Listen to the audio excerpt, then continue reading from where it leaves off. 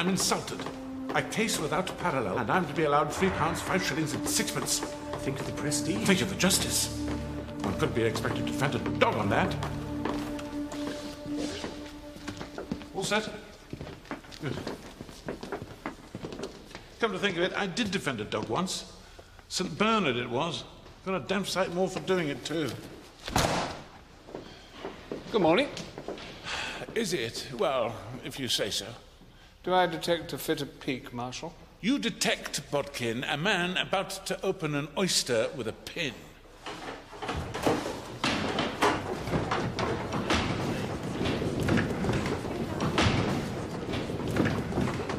Dear God.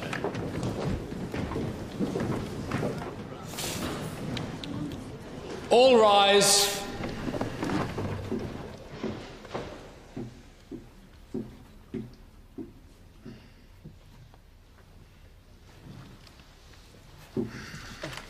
Problems? Marshal's being paid out of the Poor Prisoners Defence Fund. Not our problem. He could step down. Rather unfair on the prisoner at this late stage. Even this prisoner.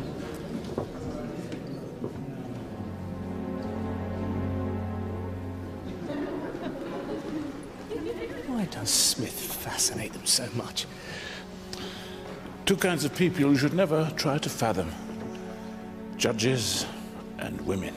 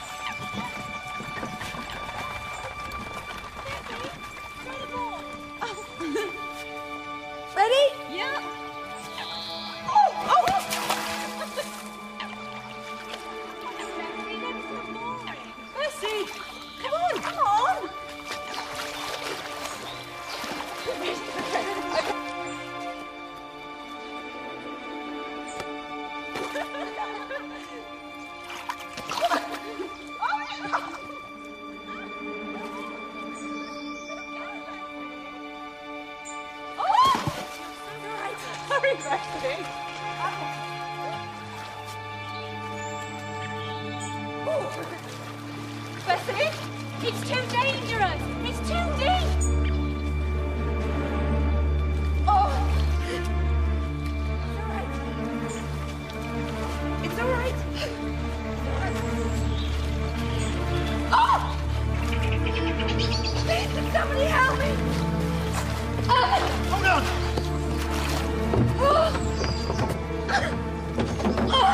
Let me grab this. Got it? Yes. Yes.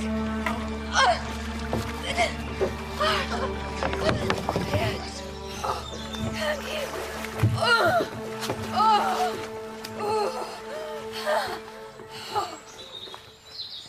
You're a lucky girl. It's a dangerous part of the river. My name's Henry Williams. My name's Beatrice. Thank you. You've been so kind. Beatrice. It's a lovely name. My friends call me Bessie. Then I'll call you Bessie. I haven't seen you around here before. No, I'm on business. What do you do? I'm a picture restorer. What kind of pictures do you restore? Pretty ones. I'd better get back to my friends. Am I going to see you again? I don't know. Well, how about here tomorrow, same time? Bessie, you really should learn to swim, you know. There you go. Good girl.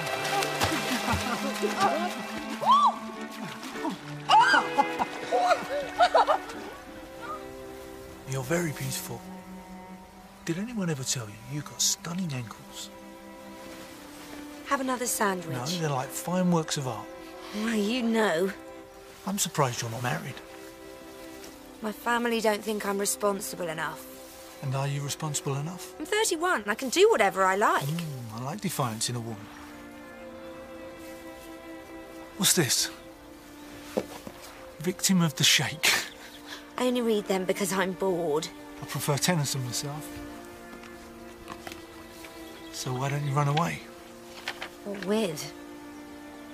Money? My father had everything put into trust for me. I have an income, but it's barely sufficient to live on. They think I'd escape to South America or somewhere, taking all my gilt-edged securities with me. Do you know what they are? What? Gilt-edged securities? The United Kingdom government fixed interest stock, the price of which depends on prevailing interest rates, I believe. You sound just like my brother Howard. Well, it's a man's job to know about these things. I'd invite you back. For tea, of course. But I don't think my landlady would approve. She acts as a spy for my brother. Then why invite me back?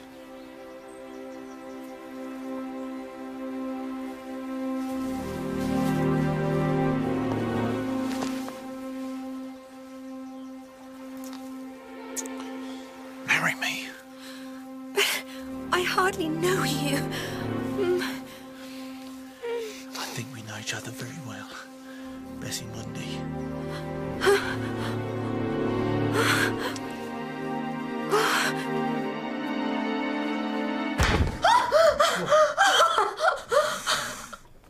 Well, Mrs. Williams,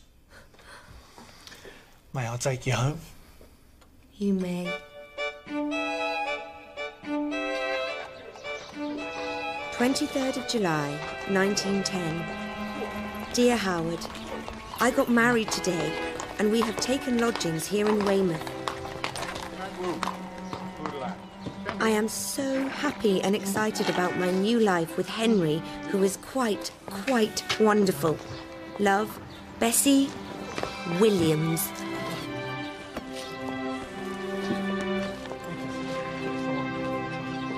£8 a month, Mr. Wilkinson, is not enough for my husband and I to live on. We need a house of our own. Mrs. Williams, under your father's settlement, there is an amount of £138 put aside for emergencies. But the main sum of £2,500 is in trust, and Mrs. Williams is not permitted to touch that. Even though we're now married? The only way would be for your family to revoke the settlement.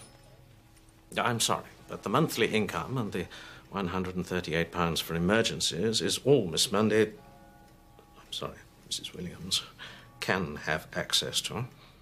Mr. Wilkinson, my husband and I are living in one room in a boarding house. Doesn't that constitute an emergency? £138. Bessie! Bessie, give it to me! You have to catch it! Give it. Oh, what are we going to do with the money? Don't be so impatient. Can't we go away somewhere? Like Paris? I've never been to Paris. You heard what he said. He said the money was for an emergency. Oh, Henry, can't we have an emergency now, please? Then at least we can spend it on something. Now, you listen to me. I'm going to put the money in the bank. On any way from here. Don't be long. I won't. So.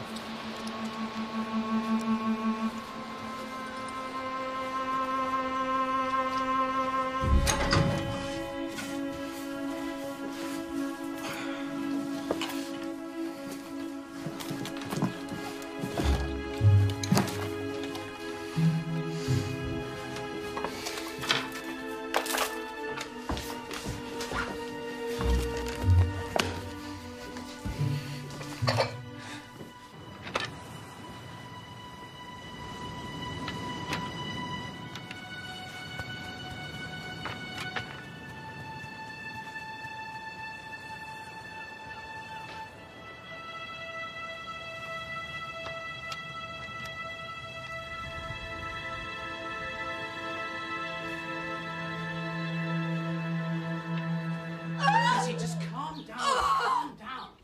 I can't believe this has happened. He must have made a mistake. Let me see the letter. He says I wasn't clean when I married him, but I was. A bad infection? He says he'll come back when he's cured. Bessie, listen to me. Will you listen to your brother? Look, he's gone and he's not coming back. He was a rogue, and if he could have got his hands on your settlement, he would have done. I'll catch him. You can bank on that. He will come back. I know he will. He just made a mistake, that's all. You married in secret to a man you scarcely knew. He gets £138 of your father's money. He steals your clothes. He loves me. He will come back. I know he will. Bessie, your family loves you. We wouldn't hurt you for the world. Just trust us. I want Henry.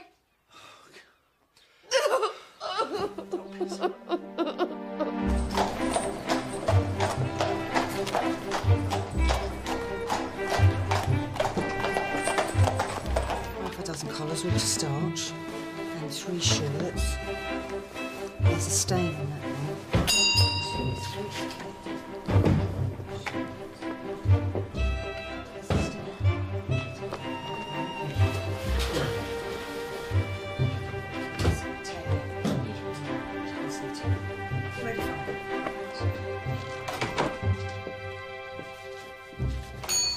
Finally.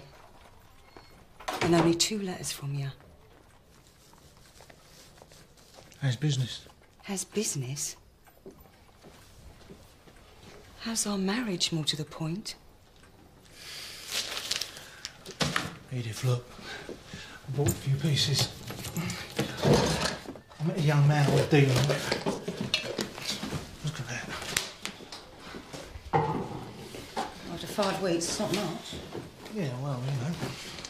Most have sold privately. At this rate, there's barely any purpose in keeping the shop open. That's why I have to take in this. Oh, look. I thought we could sell these. They're quite fashionable, so I'm told. I missed you, George. I missed you too.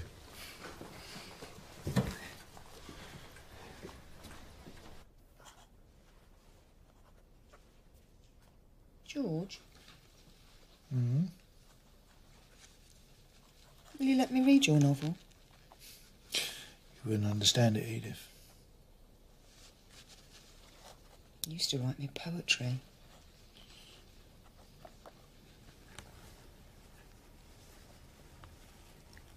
Will you be going away again? Well, next time I may have to go to Canada. Canada? Hmm. Must you go so far? I have to go where my business takes me, you know that.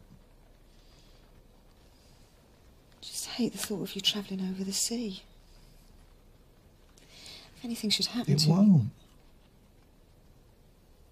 Besides, if I didn't go away, I wouldn't be able to come back home to you, would I?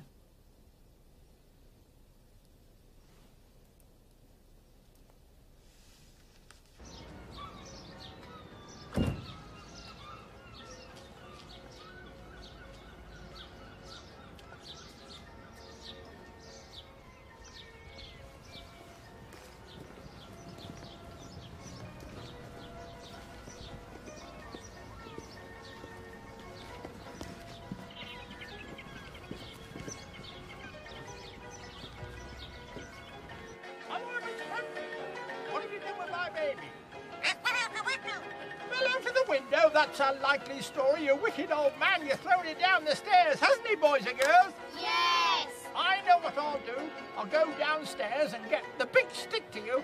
I don't want the big stick. Now you take that, you wicked old man.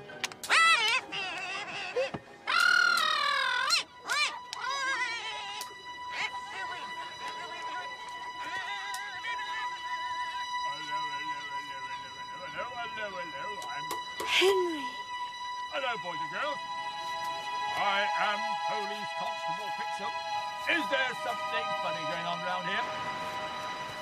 I don't know where to begin, how to apologise. Don't. I wasn't ill, Bessie. I was mistaken. I was horribly mistaken. And to accuse you of such a thing is just...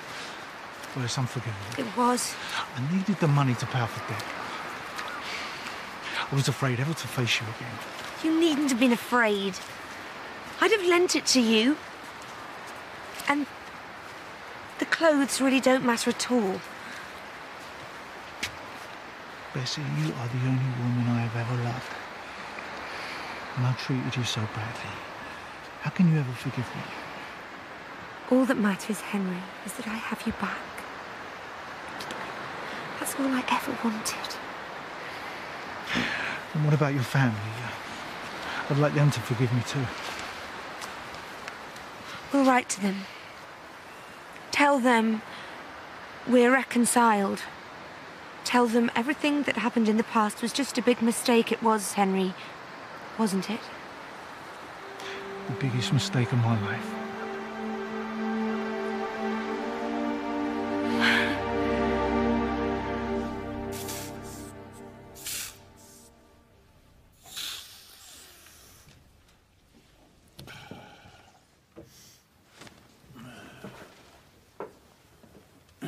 Mr. Munday, your sister never lost her affection for the prisoner. She was not competent at managing her own affairs. With respect, that's not the question I asked you. When your sister met the defendant again a year and a half later, she was just as much in love with him as she was on the day he left. I suppose so.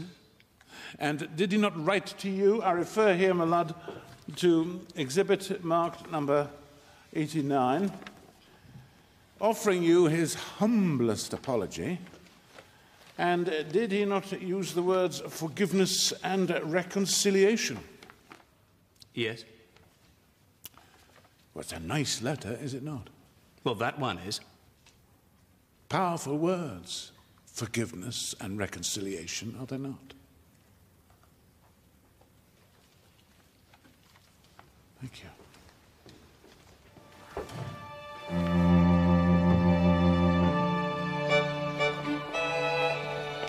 You're not from Herne Bay?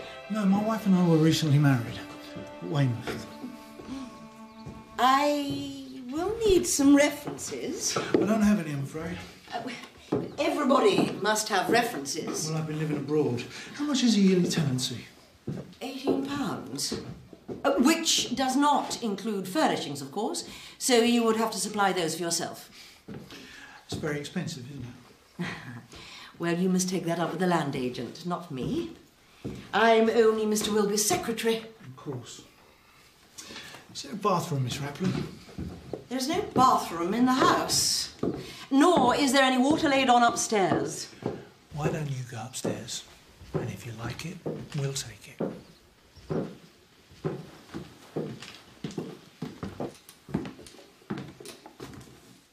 The kitchen. I will need details of your banking account.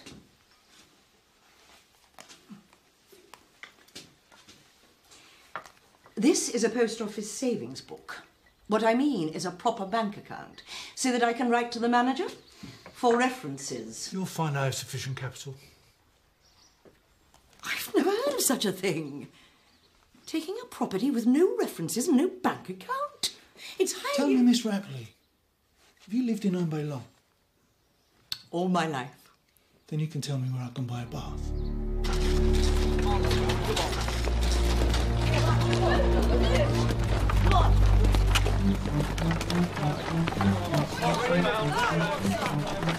Henry, it's here! What's up? Let him about that!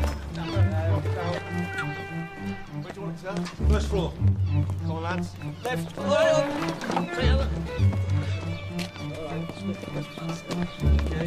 Careful with it. You're all right now.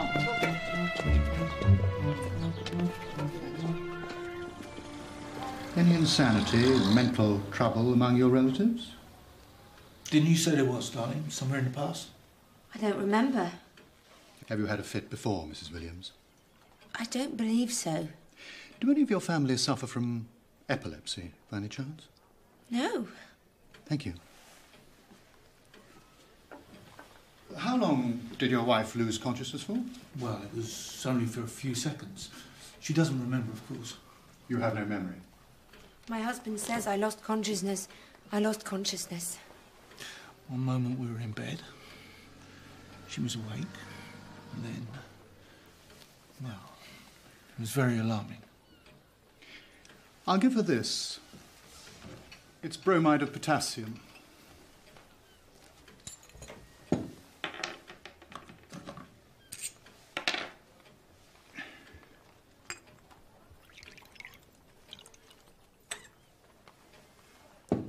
There are 6 doses, one to be taken 3 times a day. It's a sedative. It should calm her. Let me know the moment there are any reoccurrences. Thank you, Doctor. I will.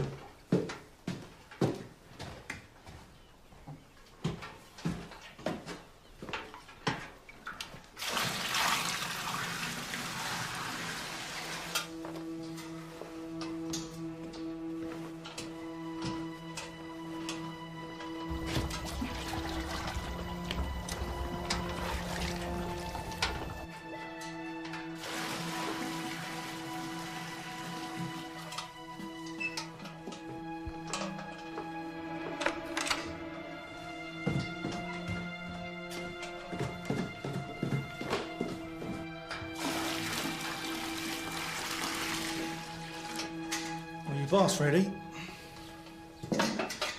Now, have you taken your sedative? Yes. I thought I'd go and get some fish for supper. That would be nice. What kind do you fancy? You choose. Good girl.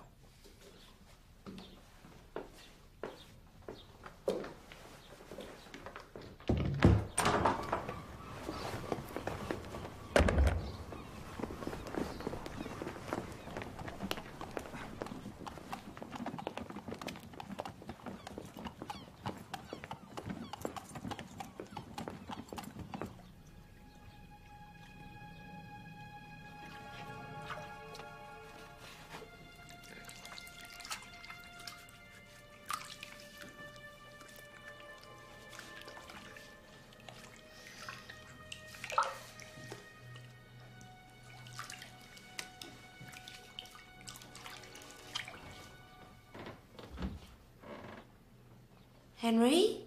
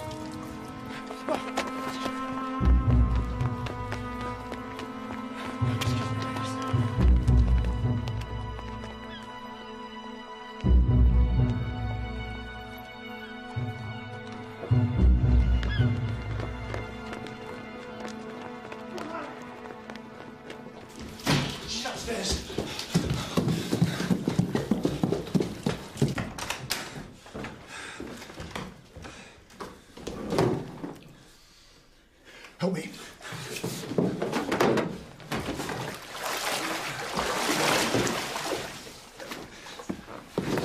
Bessie, please. Turn her over. Take her teeth out. Bessie, come on. Please. Bessie, please.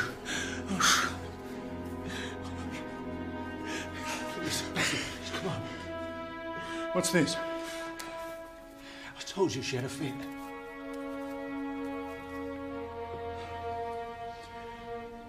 I am sorry, Mr. Williams.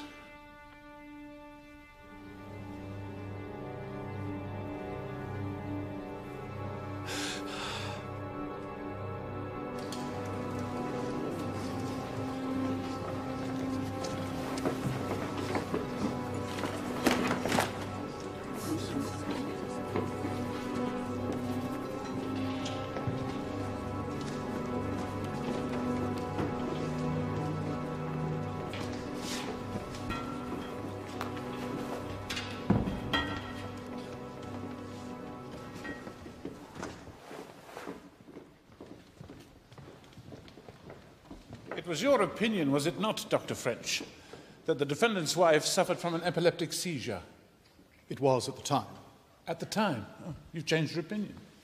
But that was your honest opinion freely expressed before the coroner. Yes. Yes.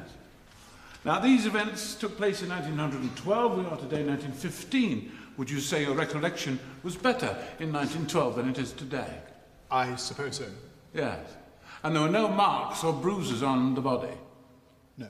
No signs of violence of any kind? None. None.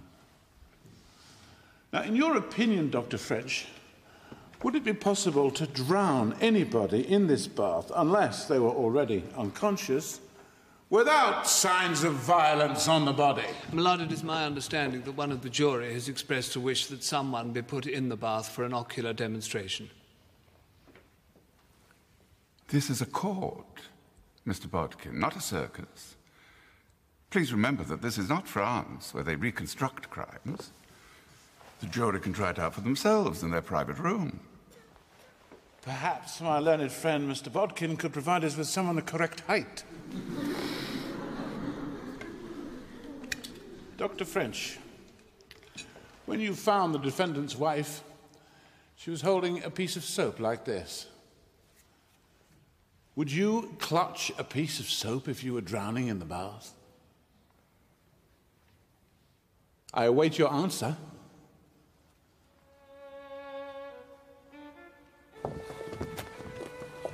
I'm sure Mr. Hill will understand. As the bath was only used once, I've no intention of paying for it. Dr. French said I should get away. Quiet my nerves. Excellent idea, Mr. Williams. Do you have any places for sale, Miss Ratley? Somewhere in the country. Like £400. Thine is the kingdom, the power, and the glory, forever and ever. Amen. And now, as we commit the body of Beatrice Williams to the ground, ashes to ashes, dust to dust, in death we are as in life.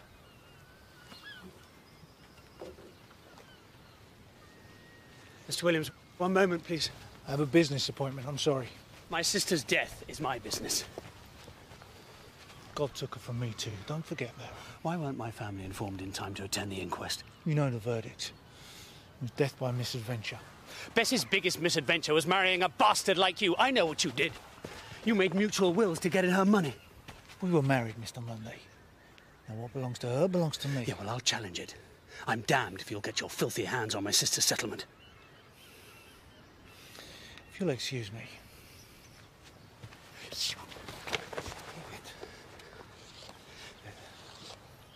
They made mutual wills. That makes him legally entitled to everything in the settlement. She died only 5 days after she made her will out. It's immaterial.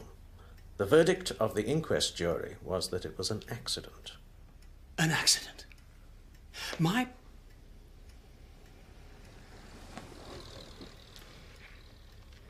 You're telling me that there's nothing I can do to stop that man getting Bess's £2,500? I'm sorry. Well, so am I.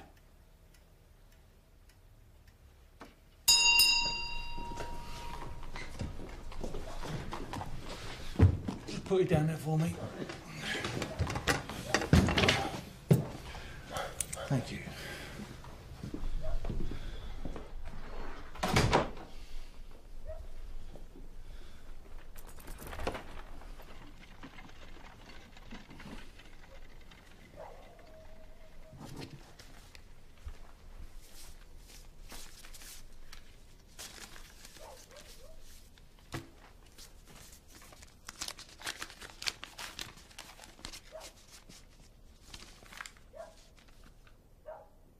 How was the voyage? It was long, very tiring. Missed you so much.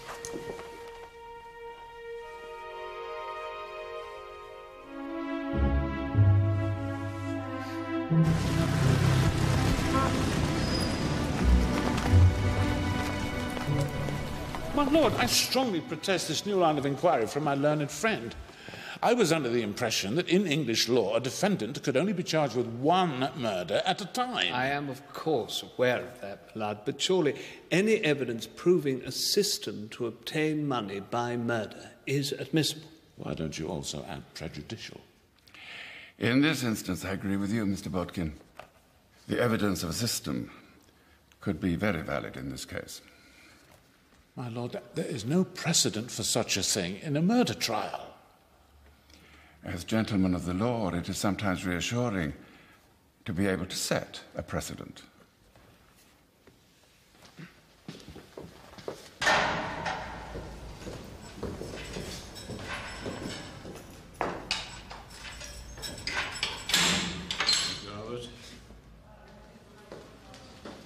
How are you, Smith? Fine, thank you, Mr. Hall. Good. Well, it's all going rather well so far. Really? Yes. At present, you're only being tried for the murder of Bessie Mundy, and I do not consider Bessie Mundy's murder proven. Well, that means they've got to find me not guilty. It's not as simple as that. You believe I'm innocent, don't you, Mr. Hall? What a barrister believes is unimportant. Unfortunately, the prosecution are going to try to bring in evidence from the other deaths.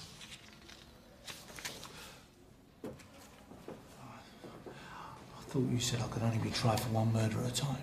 Absolutely. But they want to show that you had a system.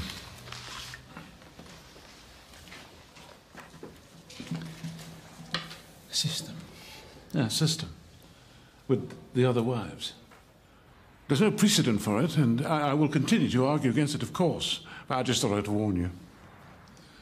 Now, the next bride, where did you meet her?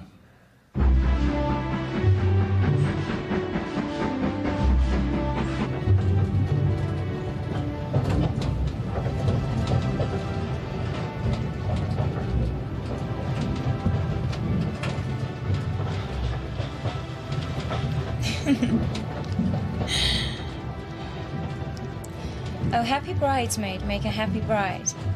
And oh, what a pleasant truth I learned. For while the tender service made thee weep, I loved thee for the tear thou couldst not hide. And pressed thy hand, and knew the pressed returned. You know Tennyson? Maybe that's a poem that should wait until after we're married. We're there. Let's hope they like me. 3 bags there.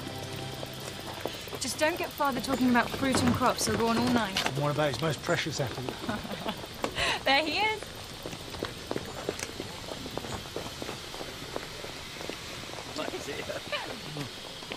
Good journey? Yes. Father, meet my fiancé, George. Mr. Burnham, sir. Alice has told me a lot about you. She's told me a lot about you, too. Only my good points, I hope, sir. Well, we look forward to getting better acquainted.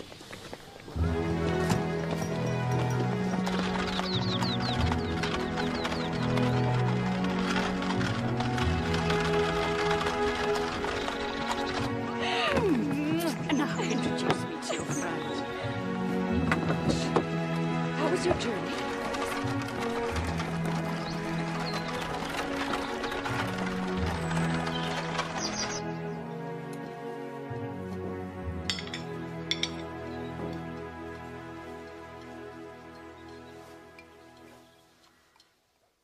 I see Mrs. Pankhurst has been arrested again. Did I tell you I went to a demonstration in London? No, you didn't. You're not going to throw yourself under a horse or anything stupid like that, are you, Alice? Oh, I might. Why shouldn't a woman have the right to die for her beliefs? I don't know who put all this suffragette nonsense into your head. I think, sir, it's only a matter of time before women get the vote. And are treated as responsible adults. Women are silly, giddy creatures. Well, most of them. You insult your daughter, sir. Well, Alice is my daughter. I'll insult her all I like. How did you meet Alice? At the Methodist chapel in Southsea, where she was nursing. You're a Methodist? Well, I endeavour to attend wherever I happen to be. Do you live in Southsea? No, I was just staying there. Business. What business are you in? The business of being a gentleman, Mr. Burnham. Quite a business, that. Being a gentleman. Well, I have independent means. I understand you're a fruit grower, sir. Yeah. I've got 70 acres. I'm sure Father will show you around his orchard later. These are independent means. How did you come by them? I was left money by a rich aunt. I have my bank books and my private papers for you to inspect later, sir. I've no need to do that. I think I'm a better judge of people. It's character that makes a man, not what he's got in the bank.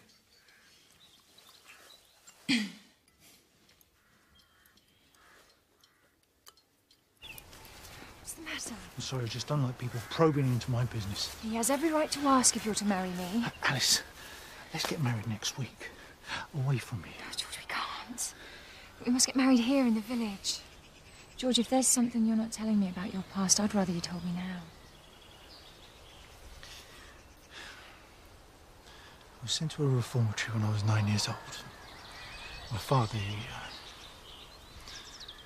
died when I was inside. What did you do? It's not important. It was just a small theft. Let's just leave it at that. George, you were 9 years old. Alice, can I have a word, please? Yes.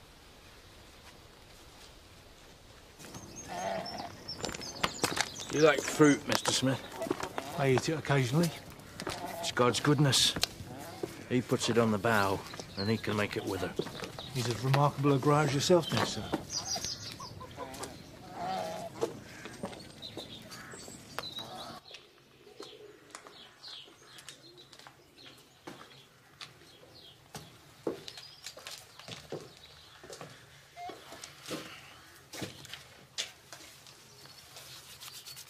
Tell me what you think of that.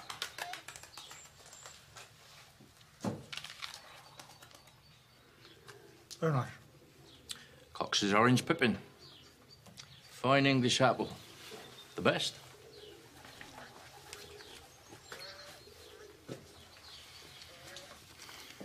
Now, try that one.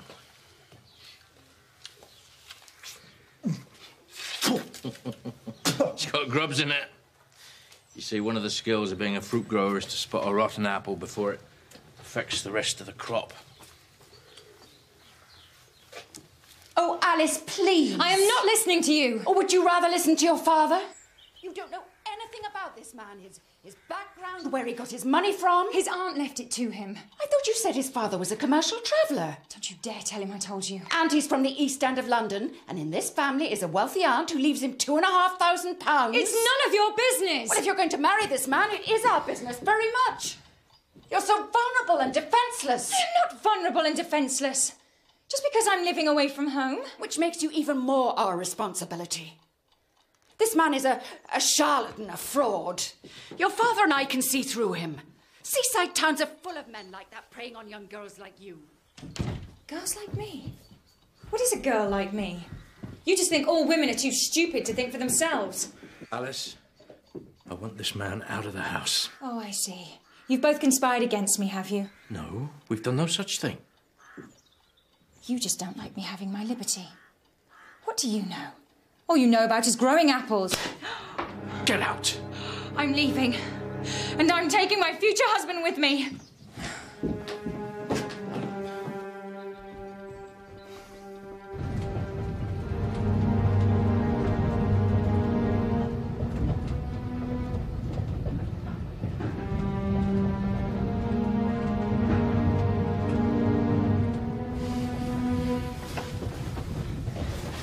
They'd made their minds up not to like me. You do know that. They said you were a charlatan. And is that what you think I am? You think I'm a fraud?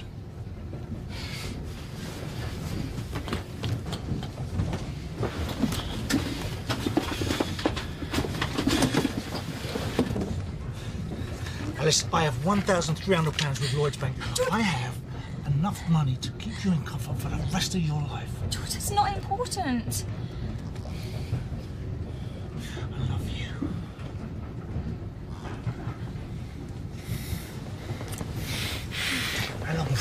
next station. George, I can't. George, run. George, I can't. I mustn't. I can. And I damn well will. In answer to your application regarding my parentage, my mother was a bus horse driver, my father a cab driver, my sister a rough rider over the Arctic regions, my brothers were all gallant sailors on a steamroller. This is the only information I can give to those who are not entitled to ask such questions. Your despised son-in-law, G. Smith.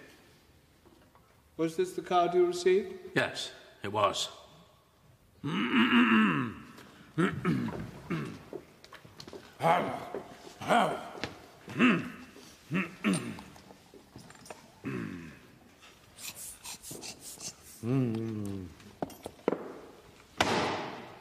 Mr. Burnham, would you please look at exhibit mark number 197?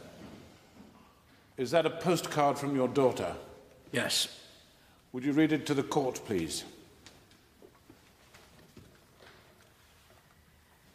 My dear mother, we arrived here last Wednesday.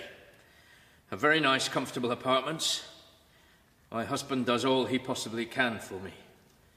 In fact, I have the best husband in the world. With fond love from both of us, Alice. And that postcard was from Blackpool and was sent on the 12th of December, 1913. Yes. I have the best husband in the world.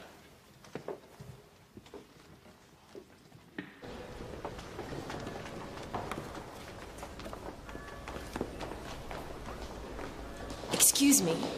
You're Edith, aren't you? I'm Caroline Thornhill. I'm covering the trial for the Quebec Herald. I was wondering if Excuse me.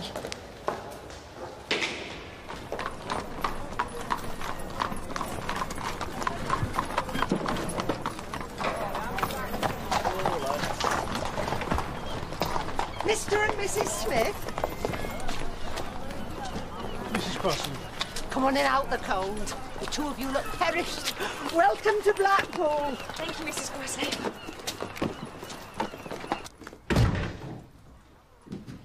It's only a bed sitting room, but it's large and cheery. How long would you be wanting it for? Probably a week. As I said in my letter, that would be 10 shillings. I hope that's all right. Perfectly. Is there a bath? There is a bath. Plumbed in. The first in the street. My daughter, Maisie, she'll take you up and show you the room. Will you have some tea? No, thank you, Mrs. Crosley.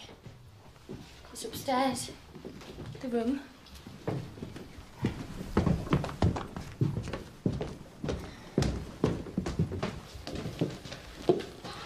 Thank you, Maisie. Thank you. Do we have to stay somewhere like this? Oh, it's only for a week. We can find a proper house of our own.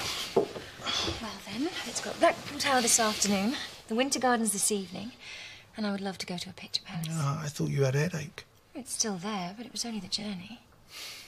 Come here. Are you sure you're all right? Yes. You're burning up. No, I'm fine. No, believe me. Let me see your tongue. This really isn't necessary, Doctor. Your husband thinks it's necessary. Now open your mouth. Tongue? I feel fine. I am a nurse.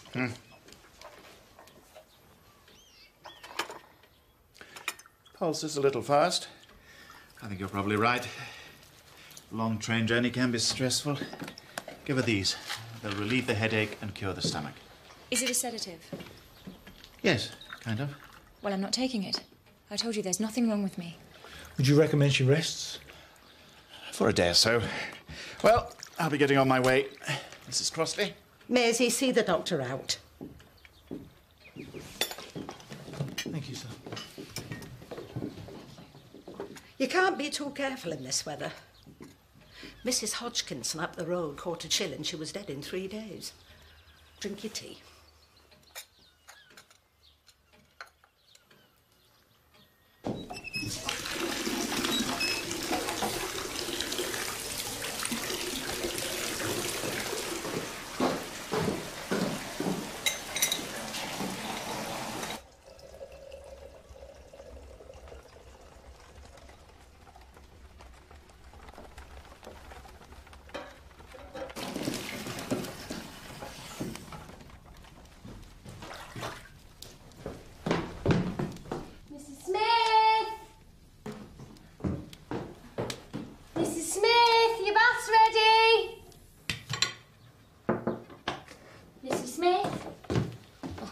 Said your bath's ready. Thank you. Just coming.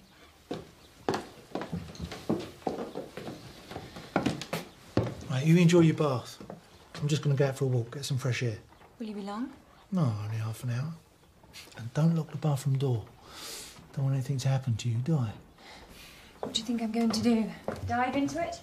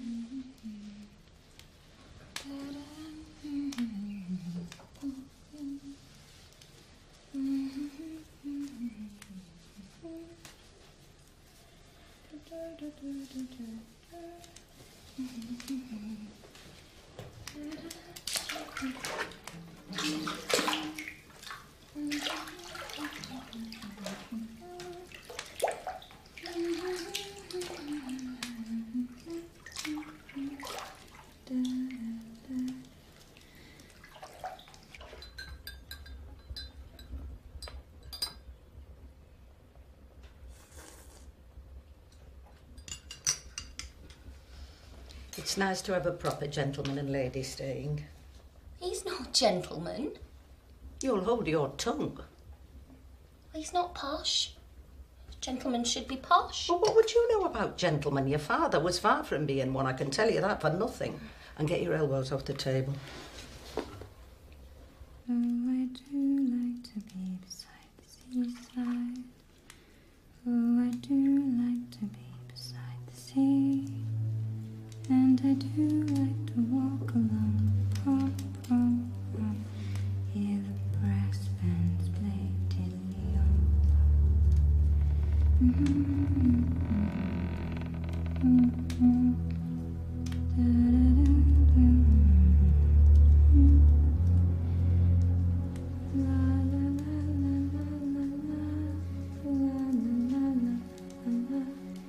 beside the seaside, beside the sea.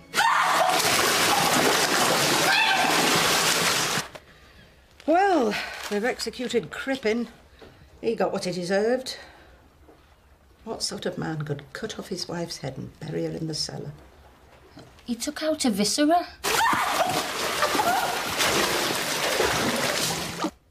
Viscera? Viscera? Where did you get that word? It was in the paper. He cut it out with a knife. And him a doctor too.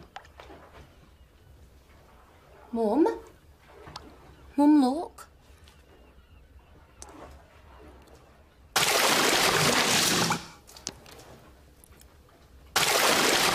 Should I tell her to turn it off? You'll do no such thing.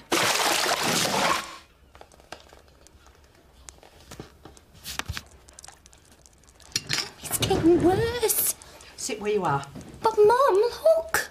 I'll not have them thinking that we're the types that complain at every simple thing.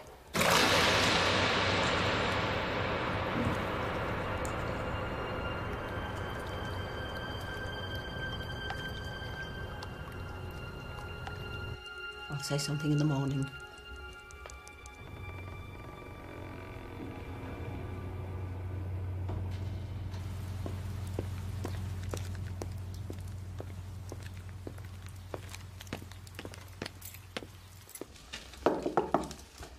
Mr. Smith.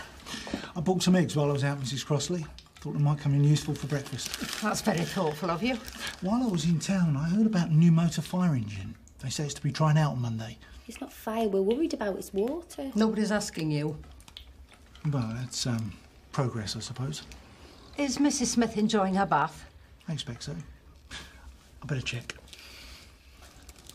I hope he doesn't have a bath. Alice, don't forget to turn the lamp out when you've finished. Alice? Mrs. Crossley! It's my wife. Run and fetch the doctor. The doctor again? Quickly. Well, go on, then.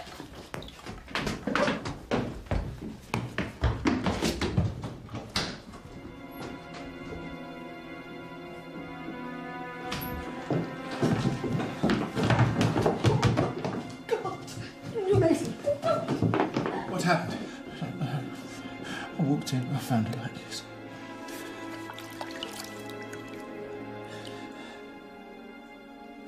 She did.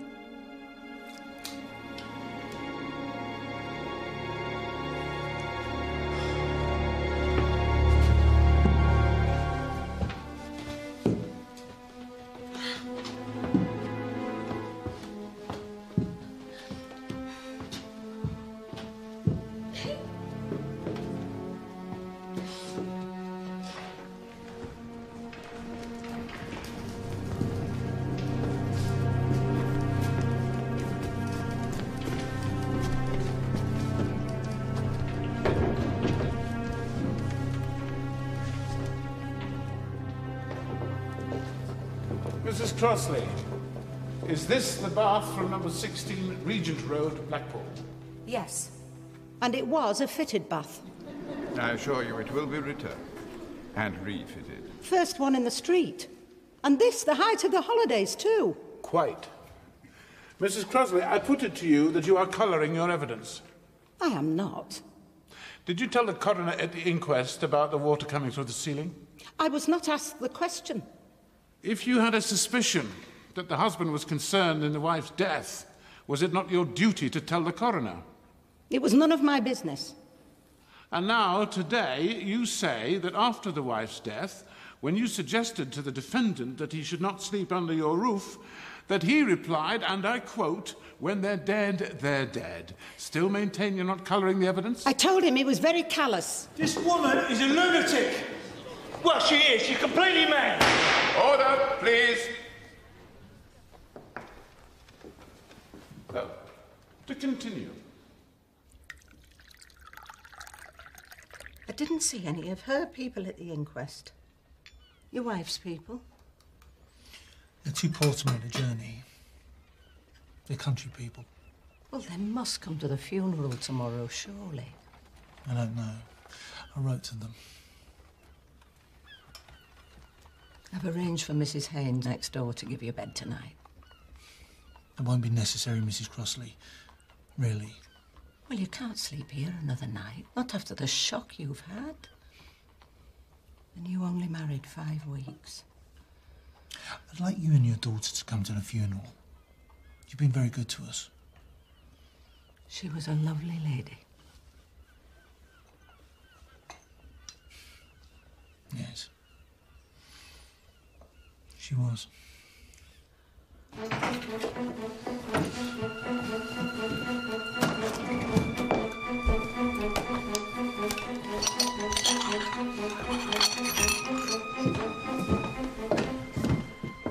Mr. Burnham. Sir.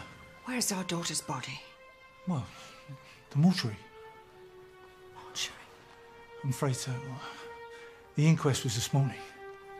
I know it was. But we only got your telegram last night. When's the funeral? Tomorrow. Mrs. Crossley, would you mind leaving us?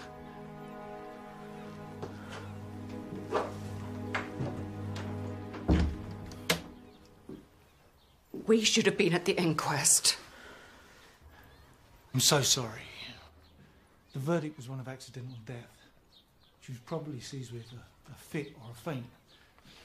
She did have heart disease. No. She was as healthy as I am. No, Dr. Billing did a post-mortem. He said her heart was, well, it was slightly enlarged. What's this? An insurance policy? That's her signature. You had our daughter insured for £500. It's what any responsible husband would do. Now, if you don't mind, I'd rather be left alone.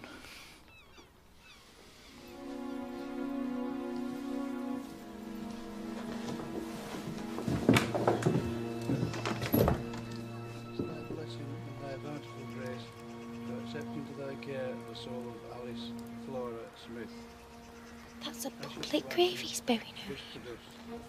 And I know. I've read Tilda Tatsworth buried her mother in St. Place. Well, for goodness sake, don't tell them that.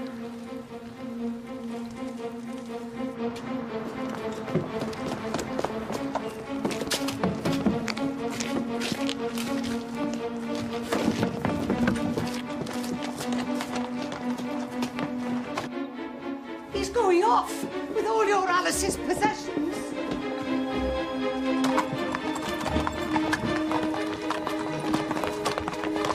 Crippen!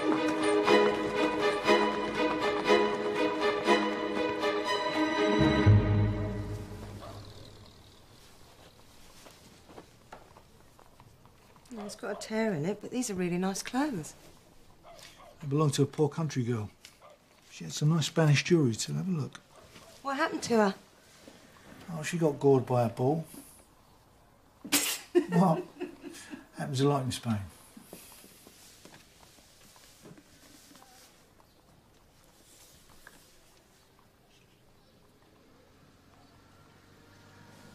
You will stay home for Christmas, won't you?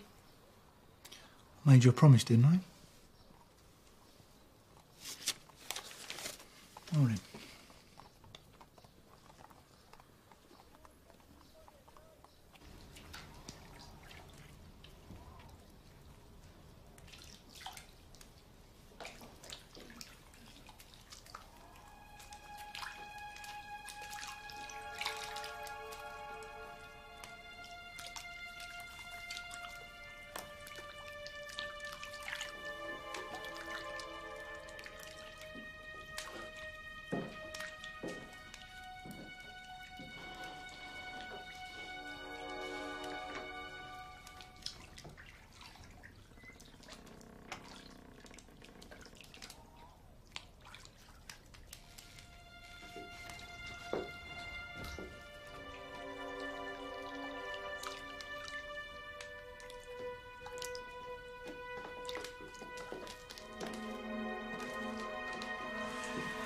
Merry Christmas.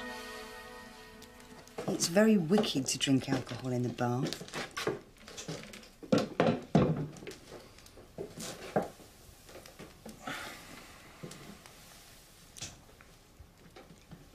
You never told me what your book was called. It's called The Man Who Saw His Own Funeral. What's it about?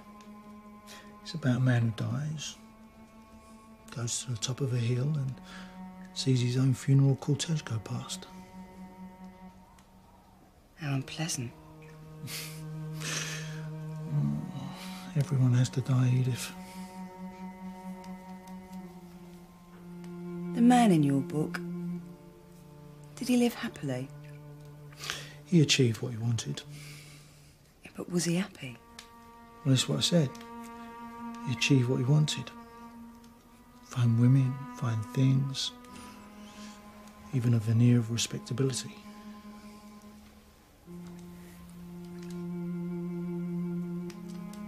Was he a good man? No. But he began with nothing, and he made something of himself.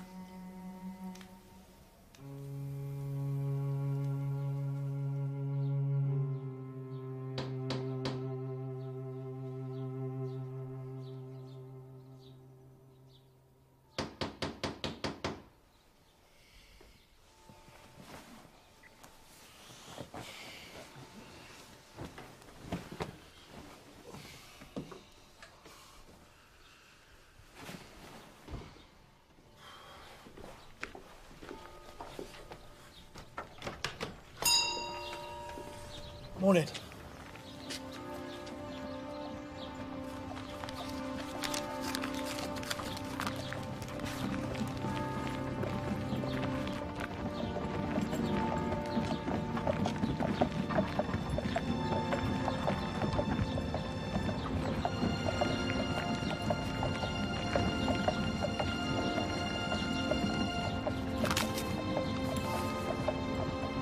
Gentlemen of the jury, do consider this.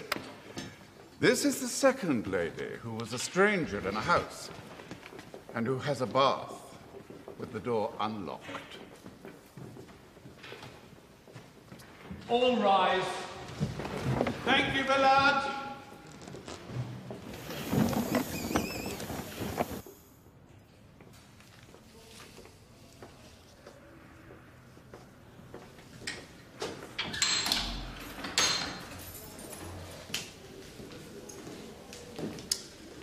I'm sorry. We tried. Still, mustn't give up. The jury won't be told exactly how many wives you had. It's very strange, Mr. Hall. Thousands of people are dying every day in Europe. And here you are, trying to save one worthless life. It's my job. You tell me your wife's German, sir. Yes? Must be difficult for you. It is. Overcoming the prejudice of other people is always a problem. Still, we battle on. Mr. Hall. What they're saying about me in the papers. Do you think I'm that bad? No man is too bad to save. To try to save.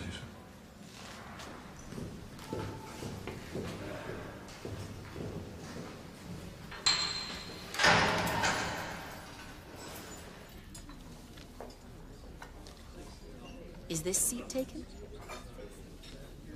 I don't think so.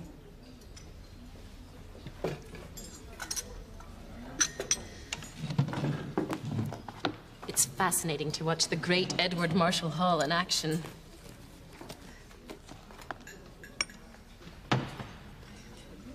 Have you been in to watch? No.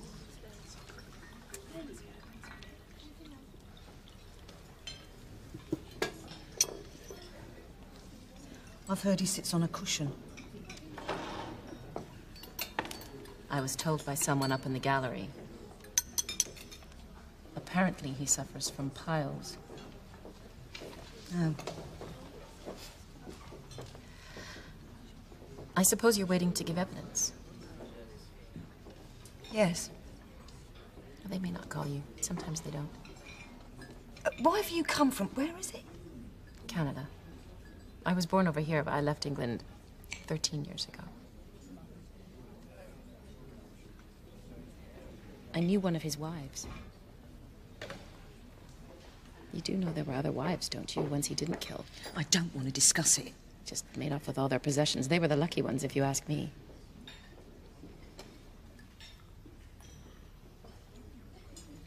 How many were there altogether?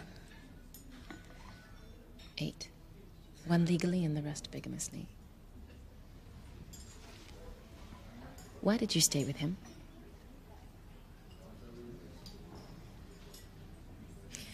Because he needed me. You still love him, don't you? He always came back. Isn't that enough?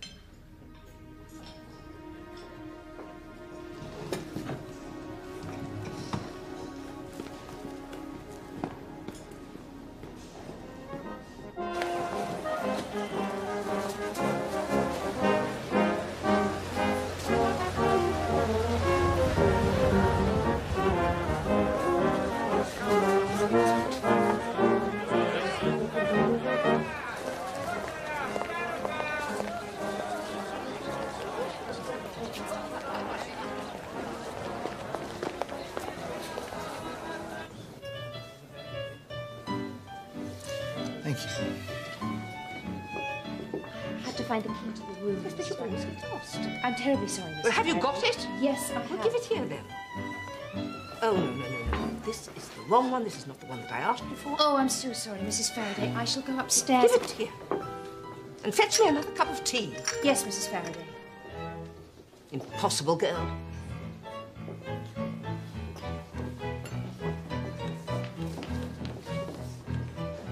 Can I have more tea, please?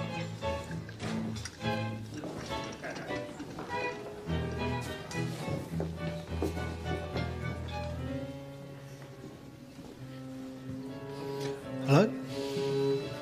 Hello. Would you like to dance? The tango. I'm afraid I can't do it. Well, I could always teach you. I'm with someone. Yes, I saw. She's my employer. I'm her companion. And my name's John Lloyd.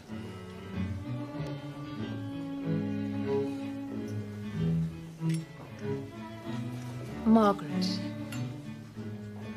Margaret Lofty.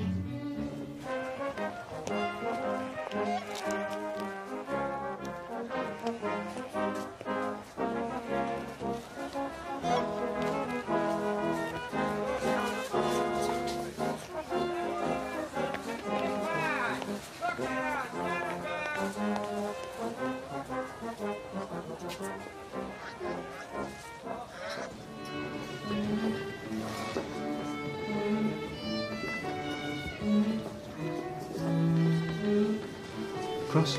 Oh, sorry.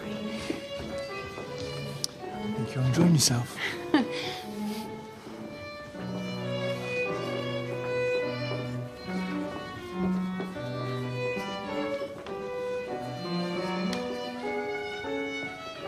You're not fighting for your country. No, my country needs me here. I'm a land agent. Ah? Cross?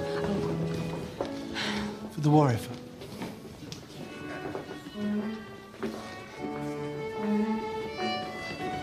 How long have you been, Mrs. Faraday's companion. 6 months. And why'd you stay? She took me in after I was... After what? I'm sorry, I really have to go. Well, am I going to see you later? Yes, I'd like to.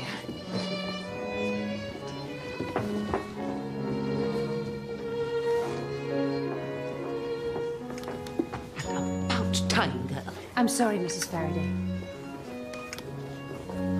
I told you not to talk to any soldiers. I wasn't talking to a soldier. I was talking to that gentleman over there. Well, he should be in uniform. What's wrong with him? He's a land agent. That is no excuse. This tea is cold. Betsy. Am I going to see you again? I don't know. I'd like to. Well, you must have a day off. I have an afternoon, which is my own, tomorrow.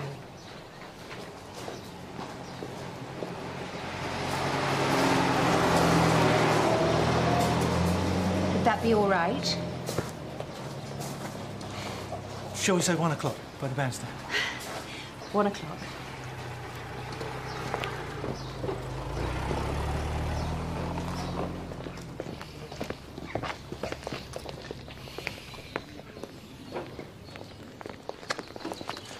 What do you think you're doing here?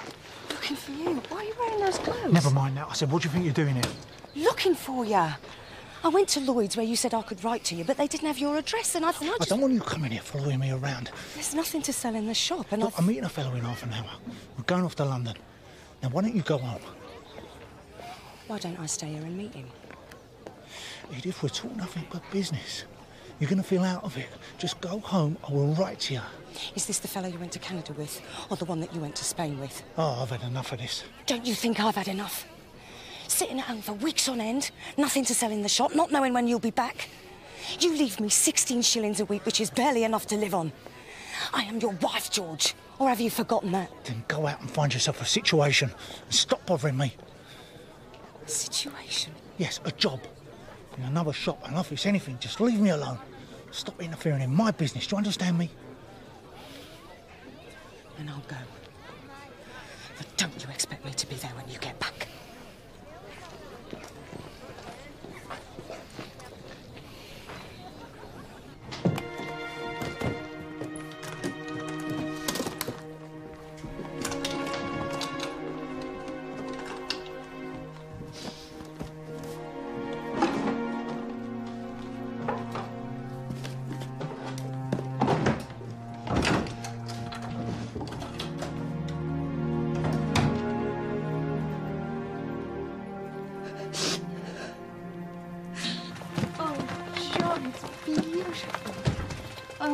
you so much. I've always wanted one. Does it suit me? You look wonderful. Marriage? Impossible. It is out of the question. No, it isn't. And what about me? I'm sorry.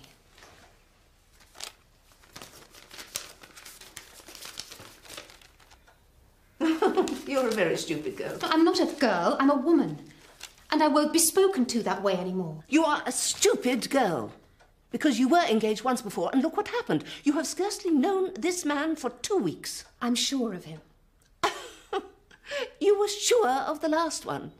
You became engaged, and he turned out to be married. Well, I only hope you know what you're doing. That is all I have to say. Oh, I know what I'm doing, all right. He's taking me to London. For my honeymoon. It's such a pleasure to have newlyweds. Thank you. And when was the wedding? Just yesterday. Just yesterday. I'm afraid my wife hasn't been feeling too well. She caught a chill on the journey. I had to take her to see a doctor. Oh, nothing serious, I hope. No, nothing at all. I'm absolutely fine, really. I think we'll retire to bed, if you don't mind, Mrs. Blatch. Of course. Oh, I wonder first, could my wife have a bath?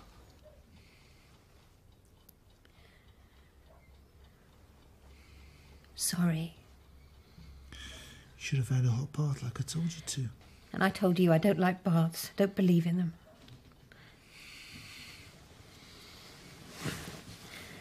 It would ease your chill.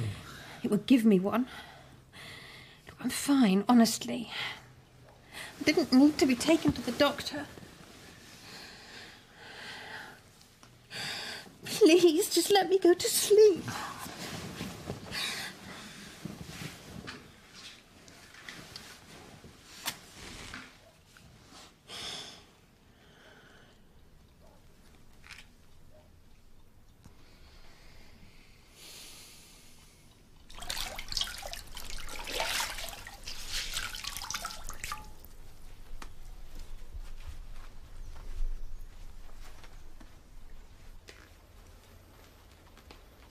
I've asked Mrs. Blatch to lend some hot water this morning. I told you I don't need a bath. I'm not having your chill get worse. Look, you are my wife! If I tell you to have a hot bath, you will have a hot bath!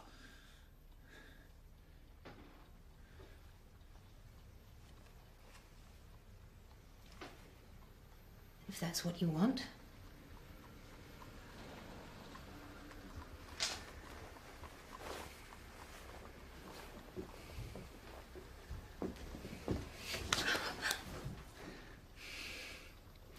I only have your interests at heart, darling.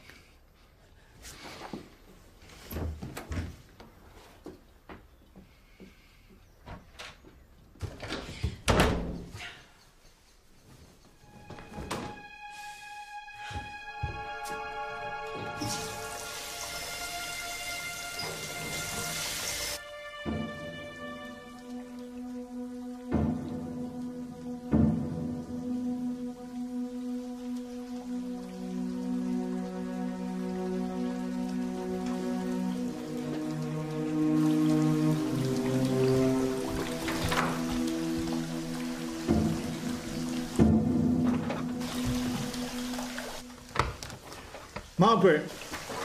Margaret, I told you not to lock the door. It's dangerous. Suppose something happens here.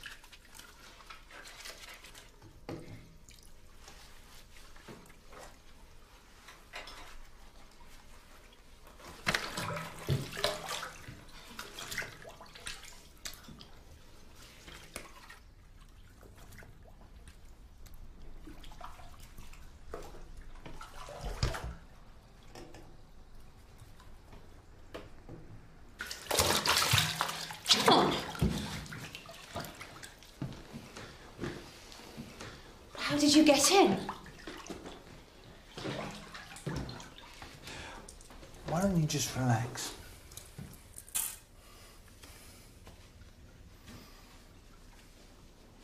Good girl. Let me do your feet for you.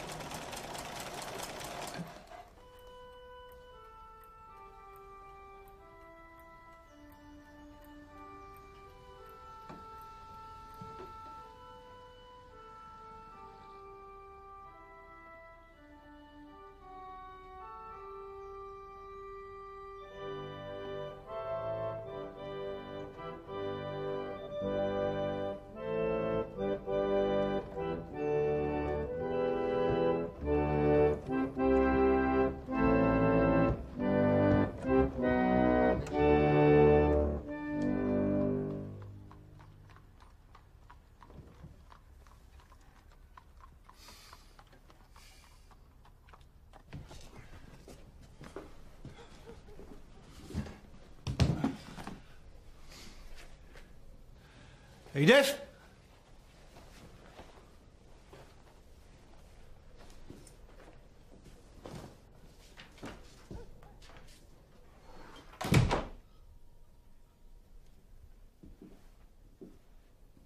Edith?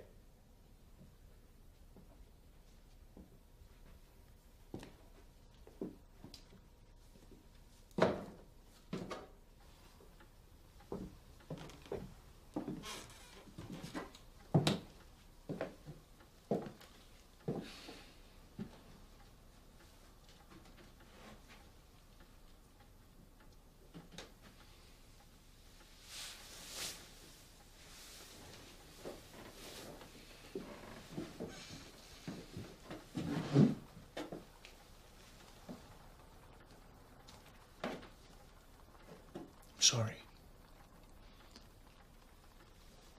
I don't know who you are anymore, George. I don't know what your business is. I don't know what you want. Edith. I'm nothing without you.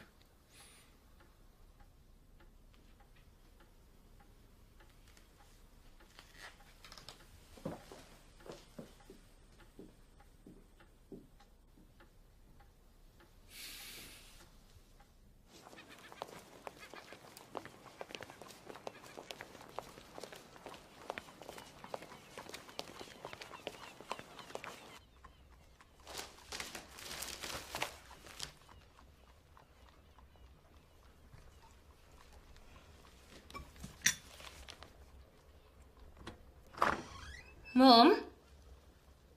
Mum?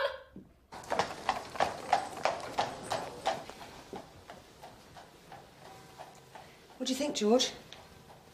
Very nice. I've got to go away tomorrow. It's only for a day. Got to see a solicitor. What about? I'll collect some money that's owed to me.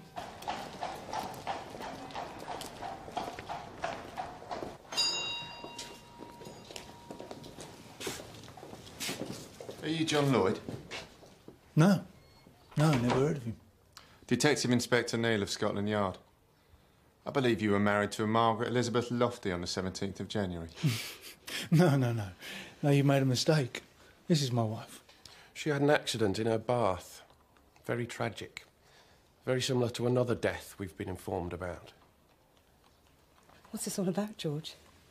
I also believe you're identical with George Smith, whose wife was found dead in a bath in Blackpool a year ago. Well, I am George Smith, but I don't know what you're talking about. I think you do, Mr. Smith. Would you mind coming with us? Sorry, Edith. I might be a little bit longer than I intended.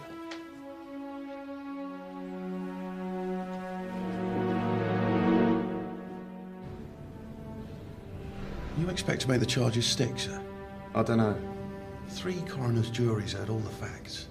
There wasn't a shred of evidence that he was in the bathroom with any of his wives. Well, he made a tidy sum of money out of all of them. 2,500 out of the first one. Over 700 quid out of each of the others. That ain't a crime. And how possible was it for him to have drowned them? Just like that, without a struggle? Well, it's our job to find out, isn't it?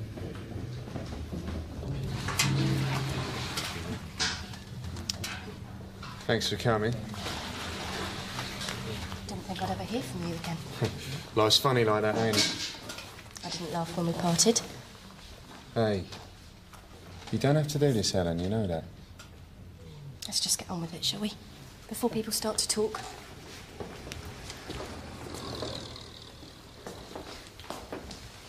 Lay down in the bath and attempt to relax. Miss Stanley is a champion swimmer and is accustomed to holding her breath. Also remember that Smith's wives were in all probability surprised.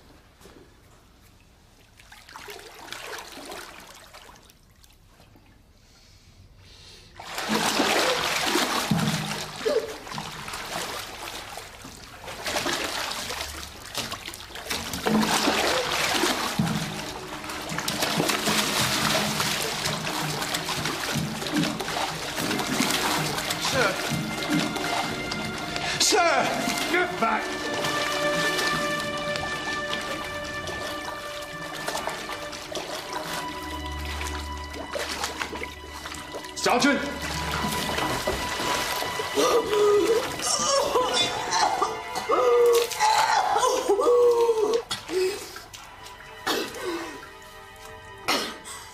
Has that made your case, Arthur?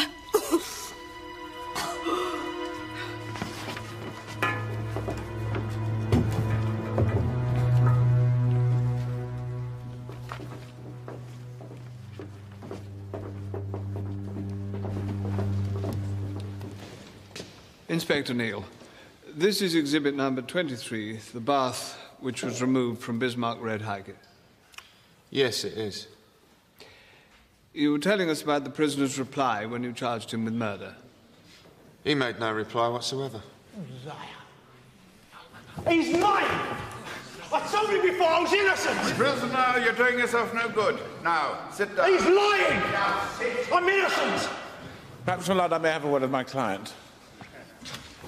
Look, I'm doing my best for you. Now, please, yes, leave it to me, but please, sit down.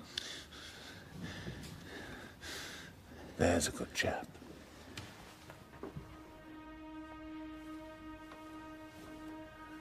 Edith May Smith. Edith May Smith.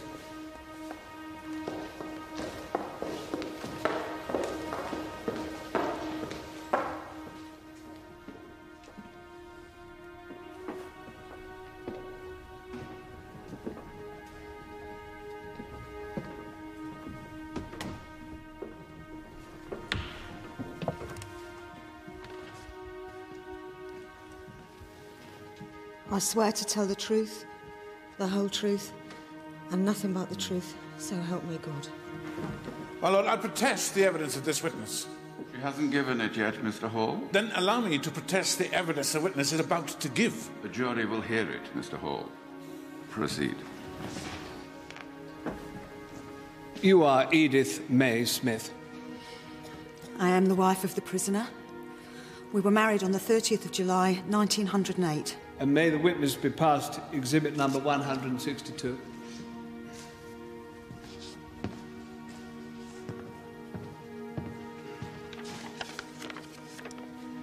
This is a copy of our certificate of marriage. Did you at any time have any knowledge that he went subsequently through a marriage ceremony to Miss Bessie Mundy under the name of Williams? No, I did not. Or under his real name to Miss Alice Burnham?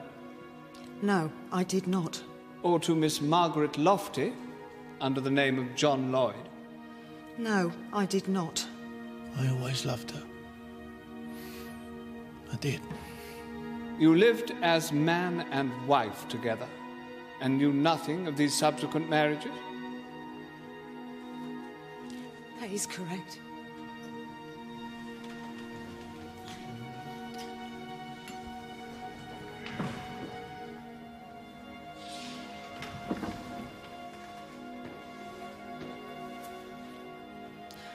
You were fond of him, and he had been kind to you. Yes. Had he ever been cruel to you? No. Had he ever shown you violence? No. He'd always treated you kindly. Yes. So, you loved him? Yes.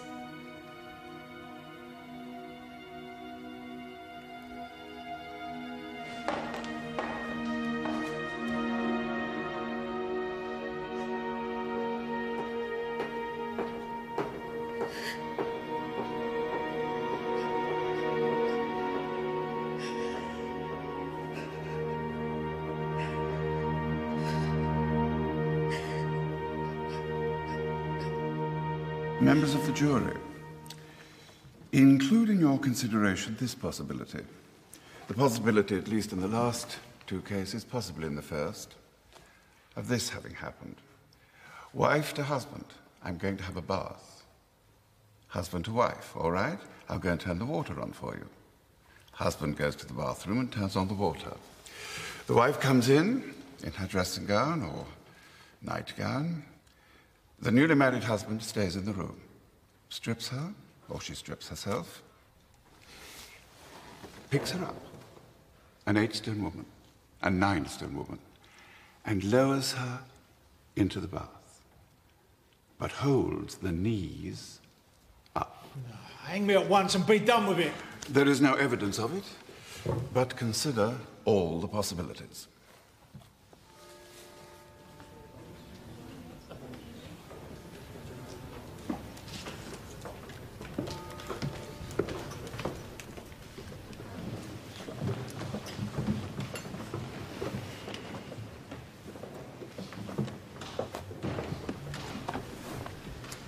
Will the defendant please rise?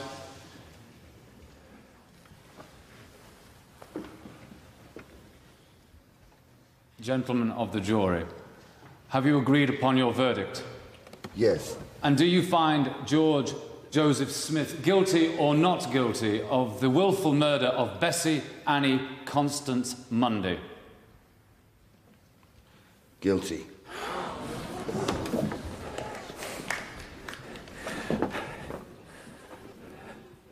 George Joseph Smith. Judges sometimes use this occasion to warn the public against the repetition of such crimes.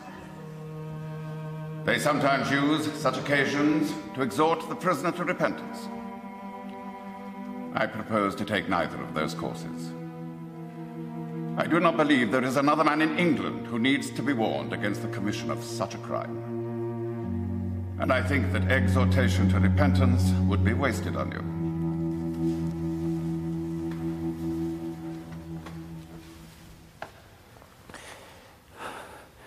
The sentence of this court is that you be hanged by the neck until you are dead, and that your body be afterwards buried within the precincts of the prison.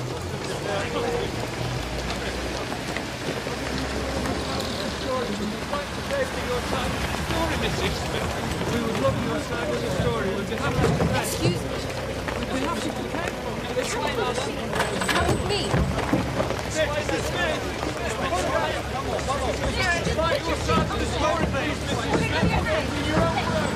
Why are you doing this? Do you want my story for the paper, is that it?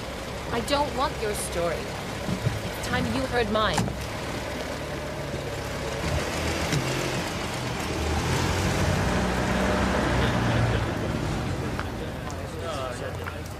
I'm his wife. His first and only legal one. I married George on the 17th of January, 1898, 10 years before you did. He called himself Love then. Oliver George Love. You mean it? We were the lucky ones. There was another one between you and me and no idea what happened to her.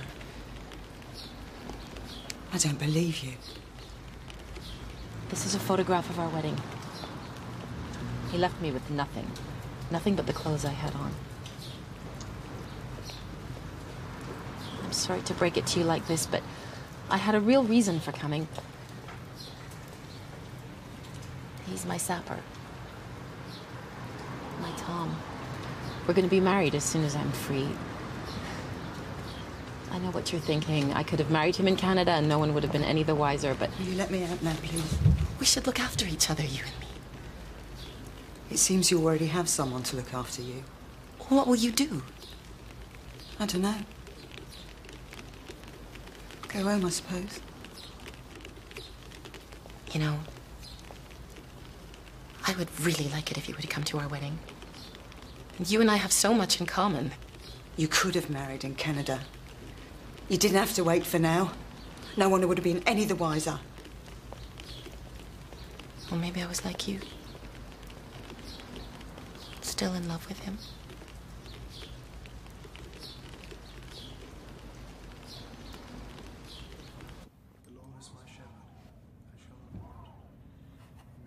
Dear Edith, dearest of all, I am naturally too downcast and depressed to cover much ground in this time of writing.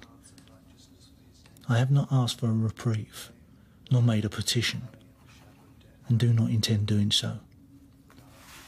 My property I give to you. You are the only dazzling star left to cheer my life. If ever a man was sorry for his treatment towards his lady love, then it is me. May an old age, serene and bright, and lovely as a Lapland night, lead thee to thy grave. Now, my true love, goodbye, until we meet again. Yours, with immortal love, George.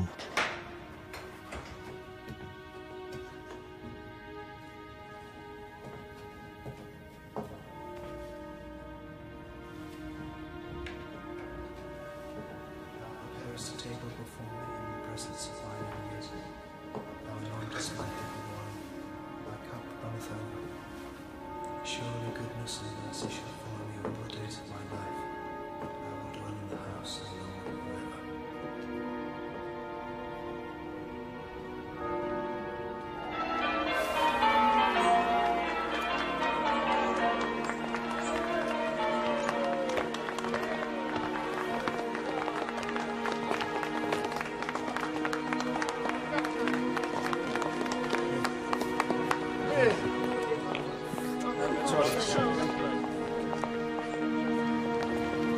I didn't think you'd come. I brought you something.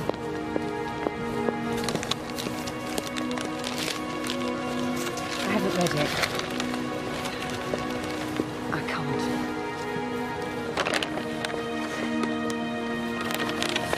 I don't know what to say. I know it's an odd sort of present. But now at least you have something.